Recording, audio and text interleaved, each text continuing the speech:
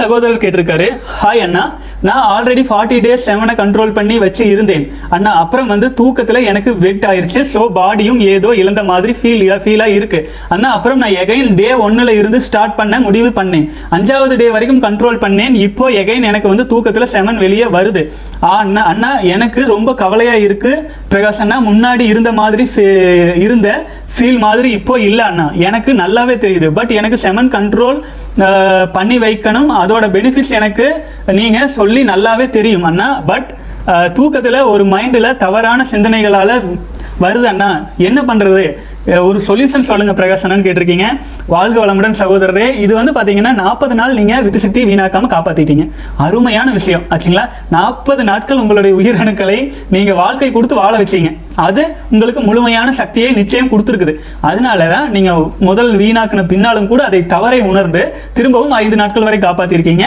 திரும்பவும் வீணாக்குறது ஆட்டோமேட்டிக்காக ஆகுது. ஏன்னு கேட்டிங்கன்னா 40வது நாள், அதாவது 25 நாளுக்கு மேலேயே விந்து சக்தி ஓரளவு உங்கள் கட்டுப்பாட்டில் வந்துடும். அப்போது அதுவும் இல்லாமல் நம்முடைய உயிராற்றல் வந்து திணிவடைஞ்சிட்டே வரும். திணிவு அடைந்து கொண்டே வரும்பொழுது நம்முடைய உயிராற்றல் என்னாகும்? திணிவடைஞ்சிட்டே வரும் பொழுது இப்போ வந்து ஒரு ஜல்லடை இருக்குது, அதில் டீயை ஊற்றுனீங்கன்னா கொடன்னு போயிடும். இதே ஜவ்வரிசி பாயாசத்தை ஊற்றுனீங்கன்னா கொடன்னு போகாது இல்லைங்களா?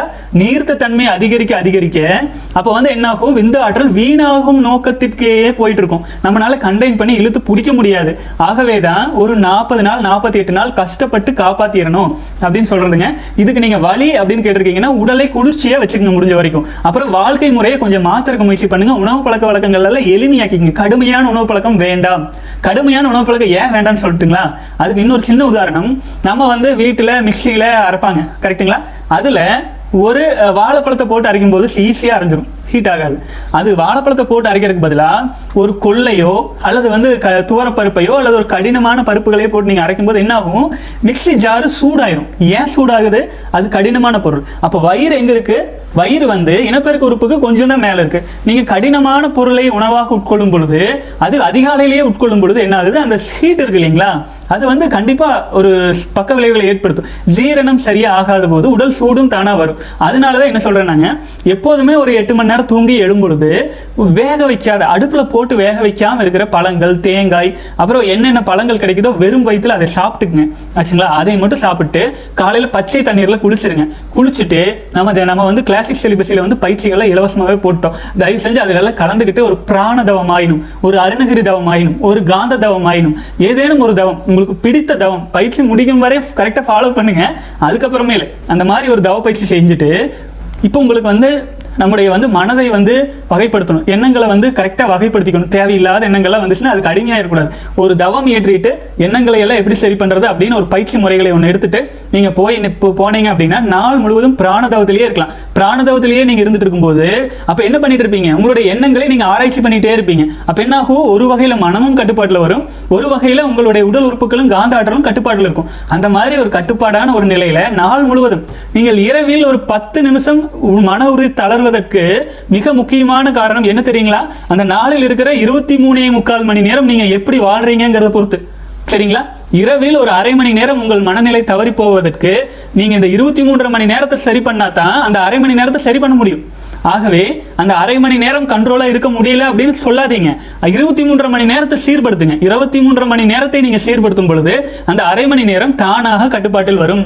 ஏன்னு கேட்டீங்கன்னா உயிராற்றலை வீணாக்கி வீணாக்கி வீணாக்கி நம்முடைய உயிருக்கு வந்து அதுல ஒரு இன்பத்தை கண்டுபிடிச்சு வச்சிருக்கு. இப்போ ட்ரிங்க்ஸ் அடிக்கிறாங்க.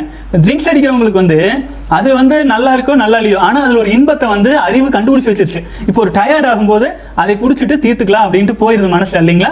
அதே மாதிரி தான் இந்த விந்து சக்தியிலையும் ஒரு இன்பத்தை கண்டுபிடிச்சி வச்சுட்டு அபரிமிதமாக வந்து பார்த்தீங்கன்னா வீணாக்கிடுறோம். உடலும் வந்து அது பழக்கத்துக்கு தூண்டுறக்க ஆரம்பிச்சிருதுங்க. ஆகவே நம்முடைய பாதை கீழ் நோக்கிய பயணம் அல்ல, மேல் நோக்கிய பயணம். நம்ம முன்னேறணும். நம்ம பிறந்தது வந்து நம்ம உயிராட்டலை வீணாக்கிறதுக்கு இல்லை அப்படின்னு மனசார் புரிஞ்சுக்கிட்டு வெற்றிகரமாக பயணிக்கலாம் சகோதரரே. நான் உங்க கூடவே வந்துட்டு இருக்கிறேன். ஒரு நாளைக்கு கிட்டத்தட்ட எத்தனை வீடியோ போடுறேன் பார்க்குறீங்களா? இதெல்லாம் தயவு செஞ்சு நீங்கள் புரிஞ்சுக்கங்க. விளையாட்டுக்கு நம்ம பண்ணல, சீரியஸ் அப்படின்னு நம்ம எவ்வளோ தூரம் பண்ணிட்டு இருக்குது. தொடர்ந்து பயணிக்கலாம், தொடர்ந்து பயணிக்கணும். இதுதான் வழி ஆச்சுங்களா? எல்லா வல்ல இறையாற்றல் வந்து நம்ம பிறக்கும் போதே நமக்கு என்னென்ன வேணுமோ அதெல்லாம் கொடுத்து தான் அனுப்பியிருக்கிறாரு.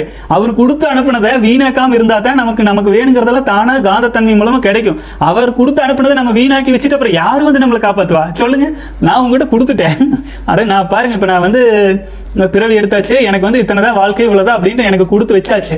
அதை நான் வீணடிச்சதுக்கு அப்புறம் ஆண்டவன் கிட்ட கேட்டா ஆண்டவன் என்ன சொல்லுவான் சொல்லுங்க? எந்த பயனும் இல்லை. வாழ்க்கையில வெற்றி அடைகிறதுக்கு ஒரே வழி, எளிமையாக வெற்றி அடைகிறதுக்கு ஒரே வழி, சுலபமாக வெற்றி அடைகிறதுக்கு ஒரே வழி விந்து சக்தி வீணாக்காம இருக்கிறது தான். அப்படி இல்லை என்றால் வீணாக்கிட்டே இருந்தா வெற்றி அடையலாம், ஆனா ஸ்ட்ரெயின் ரொம்ப அதிகமா இருக்கும். ரொம்ப ஸ்ட்ரெயின் பட்டுத்தான் வெற்றி அடைய முடியும். ஆகவே நீங்களே முடிவு பண்ணிக்கங்க, இந்த ஒரு நிமிஷம் சுகமா அல்லது மகிழ்ச்சியான வெற்றிகரமான வாழ்க்கையான முடிவு பண்ணிட்டு உங்களுக்குள்ள இருக்கிற லட்சக்கணக்கான கோடிக்கணக்கான நம்ம வாரிசுகளை வீணாக்குறது எவ்வளோ பெரிய பாவம்னு மனசார உணர்ந்து, ஆகவே அதை மனசுல வச்சுக்கிட்டு உங்க வாழ்க்கை முறை சீரமைச்சுங்க சகோதரரே. இது ஜாதி மதம் அது இதெல்லாம் ஒன்றும் கிடையாதுங்க. எல்லாரும் மனிதர்கள், எல்லாருமே சகோதரர்கள் தான் ஆச்சுங்களா.